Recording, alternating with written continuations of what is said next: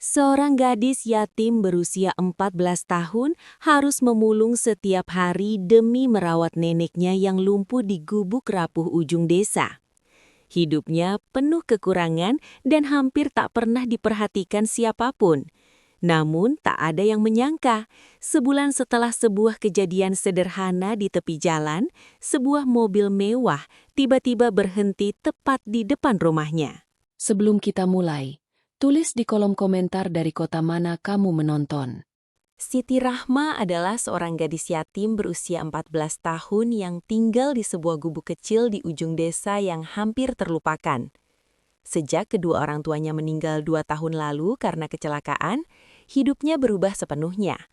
Tidak ada lagi suara tawa di rumah sempit itu.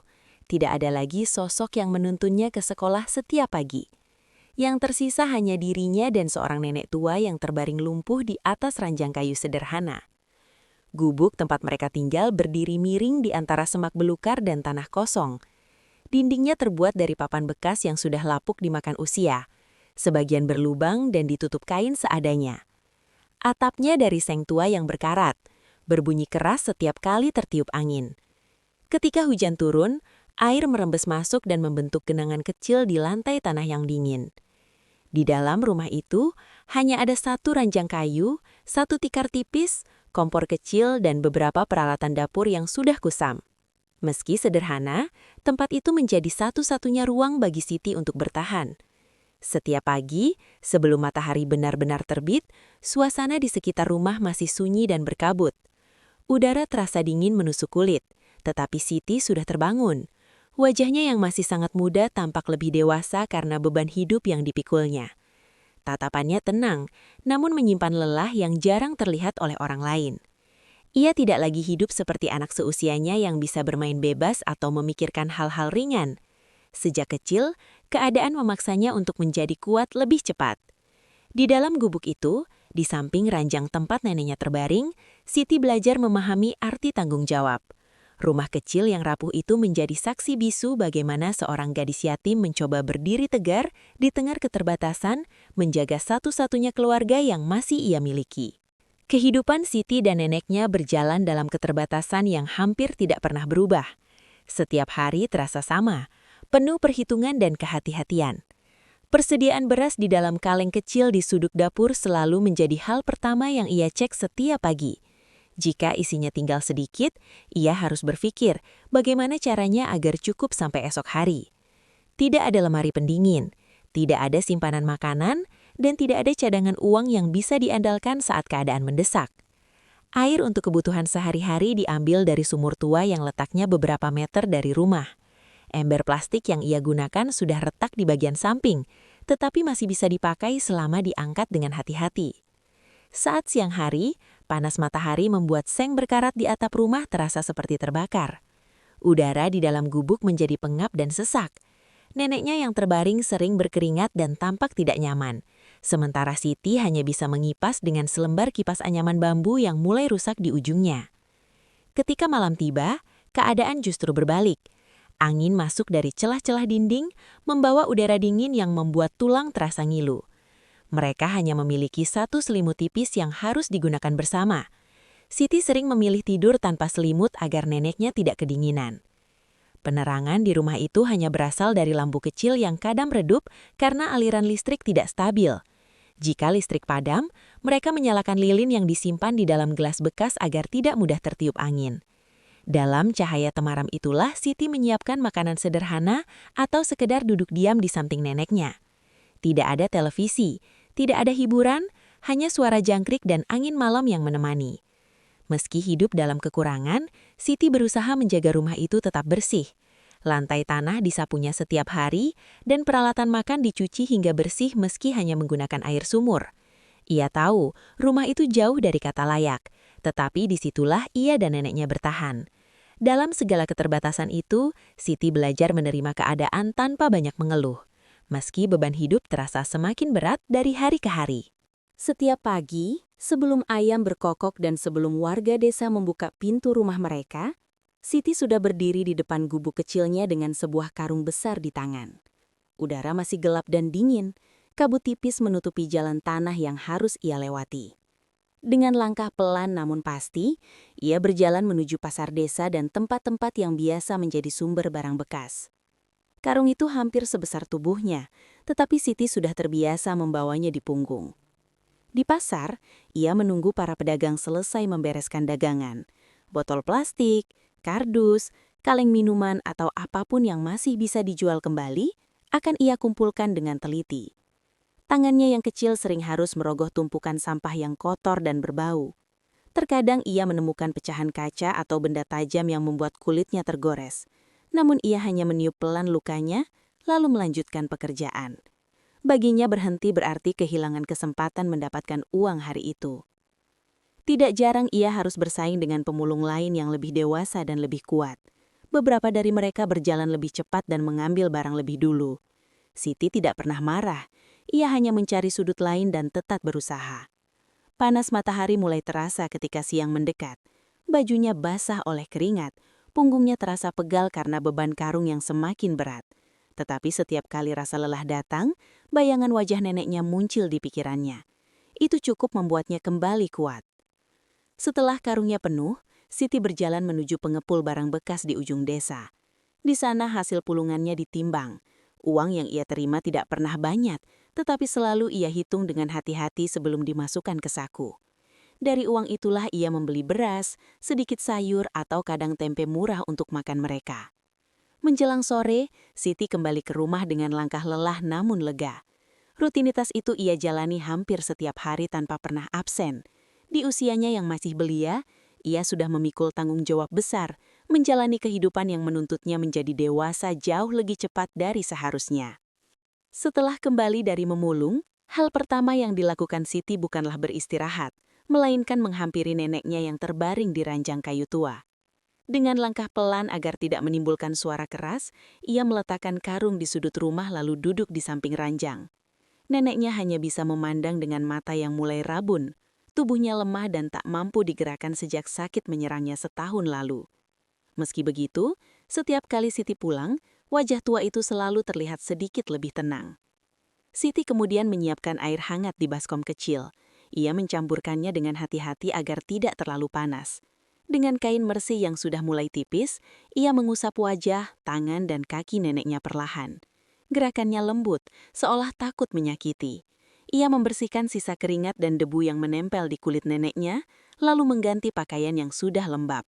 Tidak ada keluhan, tidak ada rasa jijik, hanya kesabaran yang mengalir begitu saja. Setelah itu, Siti menuju dapur kecil untuk menanak nasi. Jika beras yang tersisa hanya sedikit, ia menambah air lebih banyak agar terlihat lebih banyak. Ia memasak sayur sederhana atau menggoreng tempe tipis-tipis agar cukup untuk 2 orang. Ketika makanan sudah siap, ia menyuapi neneknya perlahan. Sendok demi sendok ia arahkan dengan hati-hati. Menunggu hingga neneknya benar-benar menelan sebelum menyuapkan lagi. Siti sering duduk lebih lama di samping ranjang setelah makan selesai. Ia merapikan bantal, mengatur selimut lalu memijat kaki neneknya yang kaku. Kadang ia menceritakan hal-hal kecil yang ia lihat di pasar, sekadar agar suasana tidak terlalu sunyi. Ia tahu neneknya mungkin tidak selalu bisa menjawab dengan jelas, tetapi kehadirannya sudah cukup berarti. Di tengah segala keterbatasan, kasih sayang Siti tidak pernah berkurang. Meski lelah setelah seharian bekerja, ia tetap memilih mengutamakan neneknya.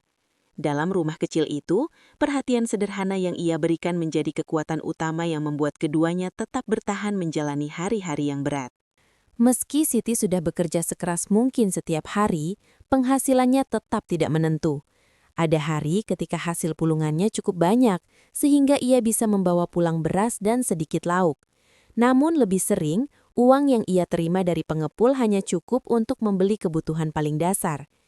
Jika harga barang bekas turun, atau sampah yang ia kumpulkan sedikit, maka ia harus menerima kenyataan bahwa hari itu mereka hanya bisa makan seadanya.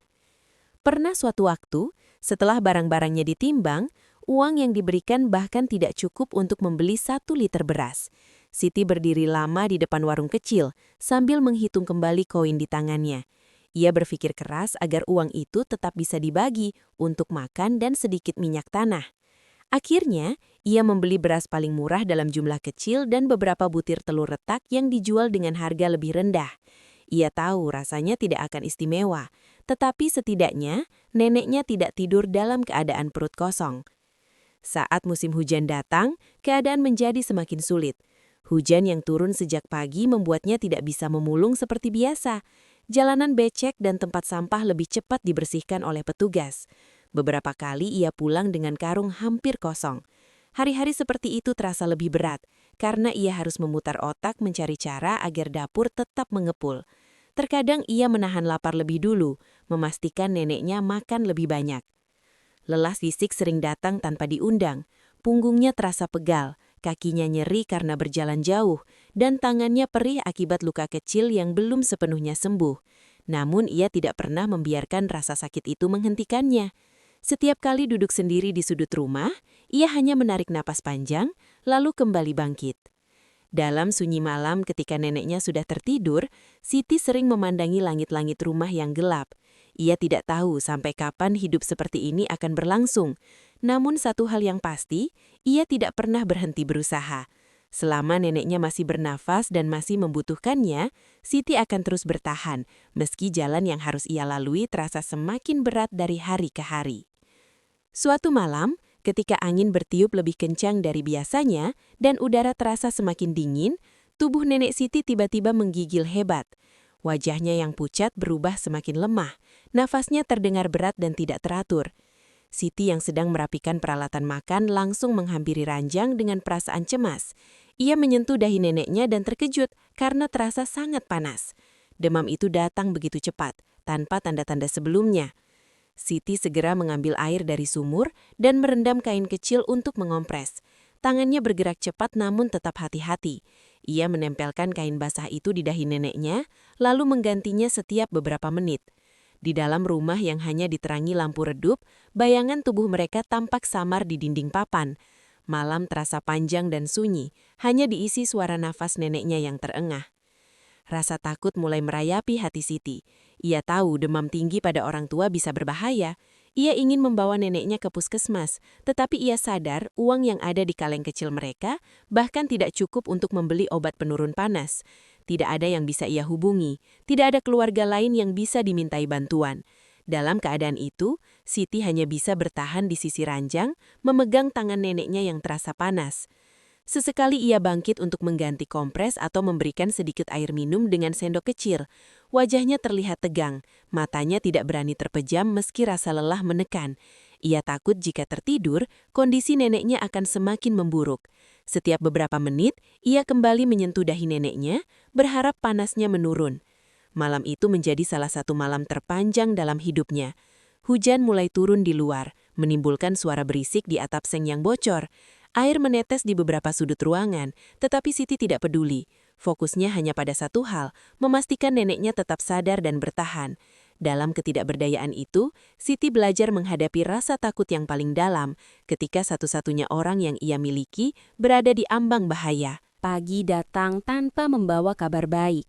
Demam nenek memang sedikit turun, tetapi tubuhnya masih lemah dan napasnya belum sepenuhnya stabil. Siti tahu kompres saja tidak cukup. Ia membutuhkan obat yang lebih tepat agar kondisi neneknya tidak semakin parah. Namun, setelah membuka kaleng kecil tempat mereka menyimpan uang, yang tersisa hanya beberapa keping koin yang jelas tidak akan cukup. Siti duduk diam sejenak di lantai tanah, berpikir keras. Pandangannya kemudian tertuju pada satu-satunya selimut tebal yang mereka miliki, tergantung di ujung ranjang. Selimut itu adalah peninggalan orang tuanya, masih cukup layak dan menjadi pelindung utama mereka setiap malam. Tanpa selimut itu, udara dingin akan lebih mudah menembus tubuh mereka. Namun saat itu, kesehatan neneknya jauh lebih penting daripada rasa dingin yang mungkin harus ia tanggung nanti. Dengan hati berat, Siti melipat selimut tersebut dengan rapi.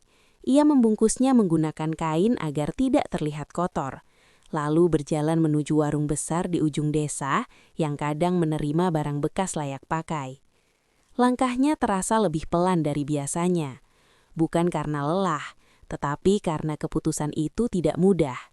Selimut itu adalah satu-satunya barang yang masih menyimpan kenangan hangat tentang keluarganya.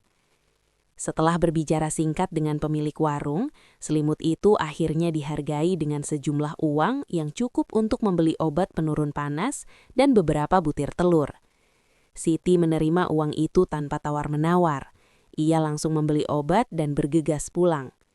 Sesampainya di rumah, ia membantu neneknya meminum obat dengan hati-hati. Siang itu, ia memasak telur agar neneknya mendapat tambahan tenaga. Ketika malam tiba dan udara mulai terasa dingin, mereka hanya menggunakan kain tipis sebagai penutup tubuh. Siti menggigil, tetapi ia tidak menunjukkan apapun di wajahnya. Ia duduk di samping ranjang, memastikan neneknya tertidur dengan nyaman. Dalam dingin malam yang menusuk, Siti memilih mengorbankan kenyamanannya sendiri demi satu harapan sederhana agar neneknya kembali sehat. Keadaan Siti dan neneknya sebenarnya tidak sepenuhnya luput dari perhatian warga sekitar. Rumah kecil di ujung desa itu memang jarang didatangi orang, tetapi kisah tentang gadis yatim yang merawat nenek lumpuh perlahan menyebar dari mulut ke mulut. Beberapa tetangga yang rumahnya tidak terlalu jauh sesekali datang menjenguk, terutama setelah mendengar neneknya sempat demam tinggi. Seorang ibu paruh baya pernah datang membawa sepiring nasi hangat dan sedikit sayur lodeh. Ia mengetuk pintu pelan, lalu menyerahkan makanan itu tanpa banyak bicara. Siti menerimanya dengan kedua tangan dan mengucapkan terima kasih dengan tulus. Baginya, bantuan sekecil apapun sangat berarti. Ada juga seorang bapak tua yang sesekali memberi kayu bakar agar mereka tidak kesulitan memasak saat minyak tanah habis. Bantuan itu tidak besar, tetapi cukup meringankan beban untuk sementara waktu. Namun, tidak semua orang bisa membantu lebih jauh. Sebagian warga desa juga hidup dalam keterbatasan. Mereka hanya mampu menunjukkan rasa iba tanpa bisa memberikan banyak hal. Siti tidak pernah merasa kecewa. Ia memahami bahwa setiap orang memiliki perjuangannya sendiri. Selama masih ada yang peduli dan menyapa dengan ramah, itu sudah cukup menguatkan hatinya. Meski begitu, Siti tetap berusaha tidak terlalu bergantung pada bantuan. Ia tetap memulung setiap hari, tetap berusaha memenuhi kebutuhan dengan tenaganya sendiri. Ketika ada yang memberinya pakaian bekas atau sedikit uang tambahan, ia menyimpannya dengan hati-hati untuk keperluan mendesak. Ia tidak ingin dianggap menyusahkan siapapun. Di tengah keterbatasan itu, hubungan Siti dengan beberapa tetangga menjadi lebih hangat. Mereka kadang menyapa saat berpapasan di jalan, menanyakan kabar neneknya, atau sekedar memberi senyum penyemangat. Hal-hal sederhana itu menjadi penguat di saat hidup terasa berat. Walau bantuan yang datang tidak mengubah keadaan secara drastis, perhatian kecil dari sekitar membuat Siti merasa bahwa ia dan neneknya tidak sepenuhnya sendirian menghadapi kerasnya kehidupan.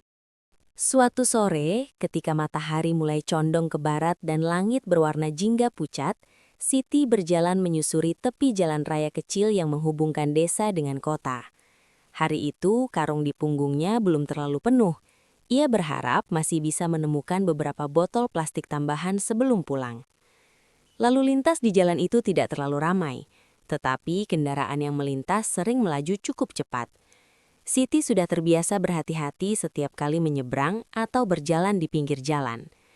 Di kejauhan, ia melihat seorang pria tua berdiri di sisi jalan, tampak ragu untuk menyeberang. Tubuh pria itu terlihat ringkih. Langkahnya pelan dan ia membawa tongkat kecil sebagai penopang. Beberapa kendaraan melintas tanpa memperlambat laju. Siti sempat memperhatikan dari jauh, merasa khawatir. Tiba-tiba, ketika pria itu mencoba melangkah ke tengah jalan, sebuah sepeda motor melaju cukup kencang dari arah berlawanan. Tanpa berpikir panjang, Siti menjatuhkan karungnya dan berlari. Ia meraih lengan pria tua itu dan menariknya kembali ke tepi jalan beberapa detik sebelum sepeda motor melintas. Angin dari kendaraan itu terasa kuat di wajah mereka. Pria tua itu hampir kehilangan keseimbangan, tetapi Siti menahannya dengan kedua tangan. Jantungnya berdebar kencang, nafasnya tersengal karena berlari mendadak. Beberapa orang yang berada tidak jauh dari situ menoleh, tetapi kejadian itu berlangsung begitu cepat. Siti memastikan pria tersebut berdiri dengan stabil sebelum melepaskan tangannya. Wajah pria itu terlihat terkejut sekaligus lega. Ia memandang Siti cukup lama, seolah mencoba memahami siapa gadis kecil yang baru saja menolongnya tanpa ragu. Siti hanya tersenyum tipis dan menanyakan apakah ia baik-baik saja. Setelah memastikan tidak ada luka, ia mengambil kembali karungnya yang terjatuh. Baginya, apa yang ia lakukan tadi adalah hal yang wajar. Ia tidak memikirkan imbalan atau balasan apapun. Yang terpenting saat itu hanyalah satu hal sederhana, tidak membiarkan seseorang celaka di depan matanya. Setelah keadaan kembali tenang, pria tua itu masih berdiri di samping Siti dengan nafas yang belum sepenuhnya stabil. Wajahnya menunjukkan rasa syukur yang mendalam. Tangannya yang sedikit gemetar masih menggenggam tongkat kayu, sementara matanya menatap Siti dengan penuh perhatian. Ia tampak seperti seseorang yang tidak terbiasa diperlakukan dengan kepedulian tanpa pamrih. Siti membantu pria itu duduk di bangku kecil yang ada di tepi jalan. Ia memastikan pria tersebut benar-benar baik-baik saja sebelum melanjutkan pekerjaannya. Pria itu kemudian bertanya pelan tentang nama dan kehidupan Siti. Dengan suara sederhana dan tanpa rasa malu, Siti menjelaskan bahwa ia tinggal bersama neneknya yang lumpuh di ujung desa dan setiap hari bekerja memulung untuk memenuhi kebutuhan mereka. Ia menceritakan semuanya dengan tenang, tanpa mengeluh, seolah apa yang ia jalani adalah hal biasa. Pria itu terdiam cukup lama mendengar penjelasan tersebut. Tatapannya berubah menjadi lebih dalam, seakan sedang memikirkan sesuatu. Ia bertanya lagi tentang orang tua Siti dan bagaimana ia bisa bertahan menjalani hidup seberat itu. Siti hanya menjawab singkat bahwa ia tidak punya pilihan lain selain berusaha. Baginya, menjaga neneknya adalah tanggung jawab yang tidak bisa ditinggalkan. Tidak ada permintaan, tidak ada harapan yang diucapkan. Siti hanya memastikan pria itu sudah cukup kuat untuk melanjutkan perjalanan. Setelah beberapa menit, sebuah mobil sederhana berhenti tidak jauh dari mereka. Seorang supir turun dan menghampiri pria tua itu dengan wajah cemas. Sebelum masuk ke dalam mobil, pria tersebut kembali menatap Siti. Ia mengucapkan terima kasih dengan suara tulus dan memandangnya seakan ingin mengingat wajah gadis kecil itu baik-baik. Siti hanya mengangguk pelan lalu kembali memanggul karungnya. Pertemuan itu terasa singkat dan sederhana. Siti tidak pernah menyangka bahwa kejadian kecil di sore hari itu akan menjadi awal dari sesuatu yang jauh lebih besar dalam hidupnya. Setelah pertemuan singkat itu, hari-hari kembali berjalan seperti biasa. Tidak ada perubahan besar yang langsung terjadi dalam kehidupan Siti.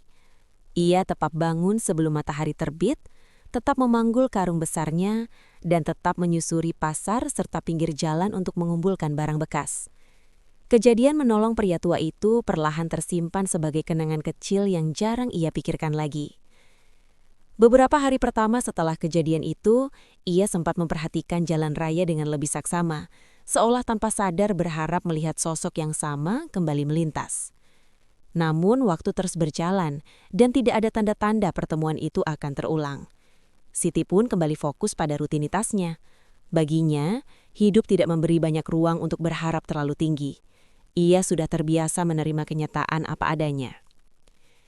Kondisi neneknya perlahan membaik setelah minum obat. Meski tubuhnya masih lemah, setidaknya demam itu tidak kembali. Siti merasa sedikit lega. Ia terus merawat neneknya seperti biasa, memastikan makan teratur dan kebersihan tetap terjaga. Setiap malam, ia duduk di samping ranjang sambil memijat kaki neneknya yang kaku. Kadang ia memandang wajah tua itu dalam diam, memastikan nafasnya tetap teratur. Sebulan terasa berlalu begitu cepat. Hujan datang dan pergi, panas terik silih berganti. Pekerjaan memulung tetap menjadi sumber penghasilan utama mereka. Ada hari yang sedikit lebih baik, ada pula hari yang kembali berat. Tidak ada kejadian luar biasa, tidak ada perubahan mendadak. Semuanya berjalan dalam ritme yang sama seperti sebelumnya. Siti tidak pernah menyangka bahwa seseorang di luar sana masih mengingat dirinya. Ia tidak tahu bahwa pertemuan singkat di tepi jalan itu ternyata meninggalkan kesan mendalam bagi orang lain. Bagi Siti, hidup tetaplah tentang bertahan dari satu hari ke hari berikutnya. Tanpa ia sadari, waktu yang berjalan selama sebulan itu justru menjadi jarak yang diam-diam mempersiapkan sebuah kejutan besar yang akan mengubah hidupnya secara perlahan. Tepat 1 bulan setelah kejadian di tepi jalan itu, suasana desa yang biasanya tenang mendadak terasa berbeda. Pagi itu, matahari sudah cukup tinggi ketika suara mesin kendaraan terdengar memasuki jalan sempit yang jarang dilalui mobil besar. Warga yang sedang menyapu halaman atau duduk di warung kecil langsung menoleh. Suara itu terdengar asing di telinga mereka. lebih halus namun kuat, berbeda dari kendaraan biasa yang sering melintas. Sebuah mobil mewah berwarna hitam perlahan bergerak menyusuri jalan tanah yang berdebu. Kilau bodinya memantulkan cahaya matahari hingga terlihat mencolok di antara rumah-rumah sederhana. Anak-anak kecil berlari mengikuti dari belakang dengan rasa penasaran, sementara beberapa orang dewasa saling bertanya-tanya tentang siapa tamu penting yang datang ke desa mereka. Tidak pernah ada kendaraan semewah itu masuk hingga ke bagian ujung jalan. Mobil tersebut terus melaju pelan, seolah pengemudinya sedang mencari alamat tertentu. Ketika mendekati ujung jalan, roda-rodanya sempat melindas genangan kecil dan memercikan air ke samping. Beberapa warga yang berdiri di pinggir jalan mulai mengikuti arah mobil itu dengan tatapan heran. Tidak sedikit yang berbisik-bisik, menduga-duga tujuan kedatangan kendaraan tersebut. Di dalam gubuk kecilnya, Siti tidak mengetahui apa yang sedang terjadi di luar.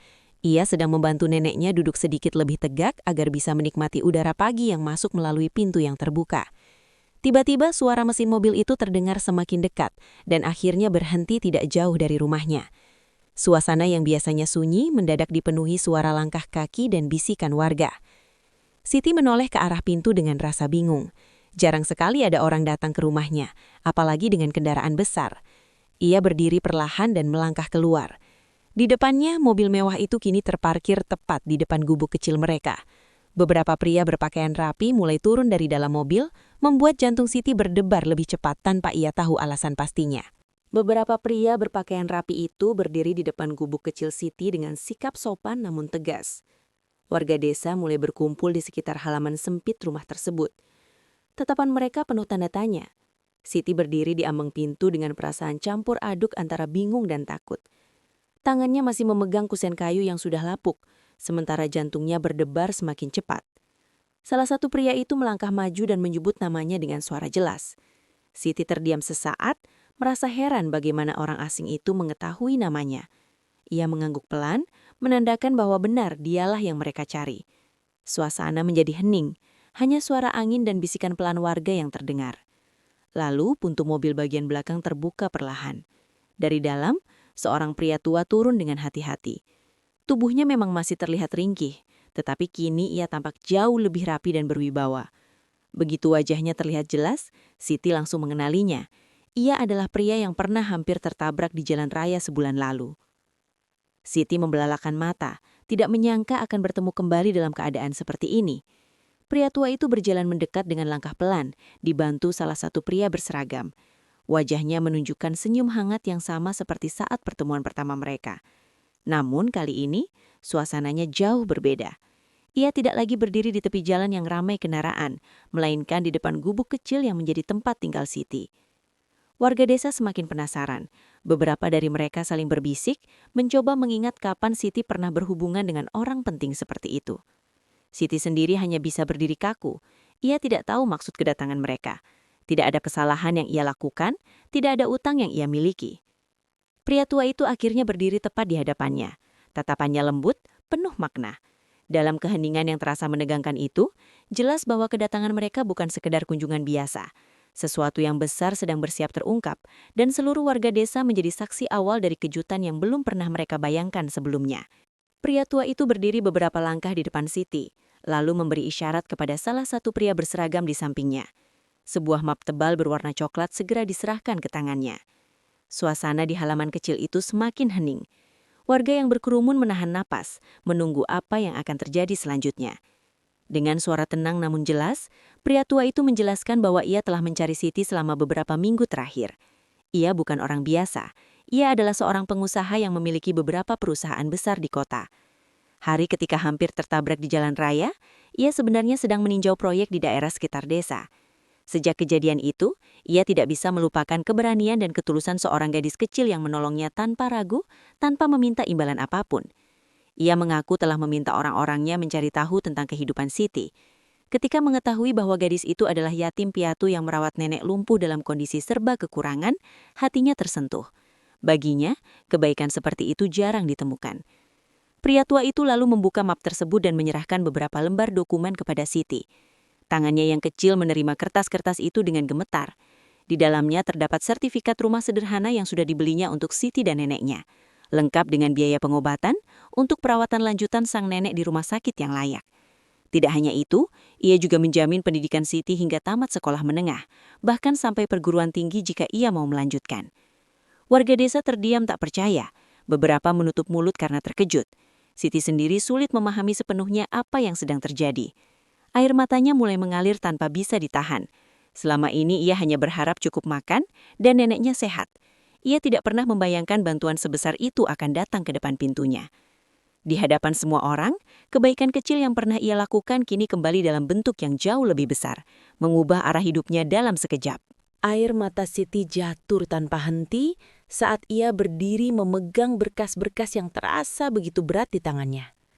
Berat bukan karena kertasnya, tetapi karena arti dari semua itu.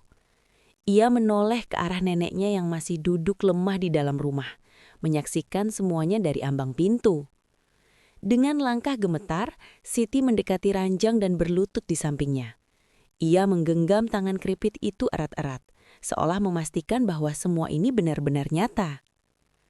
Warga desa mulai bertepuk tangan pelan.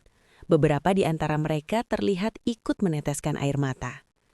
Selama ini mereka hanya bisa menyaksikan perjuangan Siti dari jauh, tanpa mampu membantu banyak. Kini, di depan mata mereka sendiri, kehidupan gadis kecil itu berubah. Bukan karena keberuntungan semata, tetapi karena ketulusan yang selama ini ia tunjukkan tanpa berharap balasan. Beberapa hari kemudian, Siti dan neneknya benar-benar pindah ke rumah baru yang tidak jauh dari desa itu. Rumah tersebut sederhana namun kokoh, dengan dinding yang kuat dan atap yang tidak lagi bocor saat hujan turun. Untuk pertama kalinya, Siti tidur tanpa harus khawatir air menetes di lantai atau angin dingin menusuk tubuhnya. Neneknya juga mulai mendapatkan perawatan medis yang lebih layak, membuat kondisinya perlahan membaik. Meski hidupnya berubah, Siti tidak melupakan masa-masa sulitnya. Ia tetap rendah hati dan tidak pernah merasa lebih tinggi dari orang lain. Ia berjanji dalam hati bahwa suatu hari nanti jika sudah mampu, ia juga ingin membantu orang lain yang mengalami kesulitan seperti yang pernah ia rasakan. Kisah Siti menjadi bukti bahwa kebaikan yang dilakukan dengan tulus tidak pernah benar-benar hilang. Sekecil apapun perbuatan baik itu, suatu saat akan menemukan jalannya kembali. Dari gubuk rapuh di ujung desa hingga rumah yang lebih layak, perjalanan Siti mengajarkan bahwa harapan selalu ada bagi mereka yang tetap kuat dan tidak menyerah.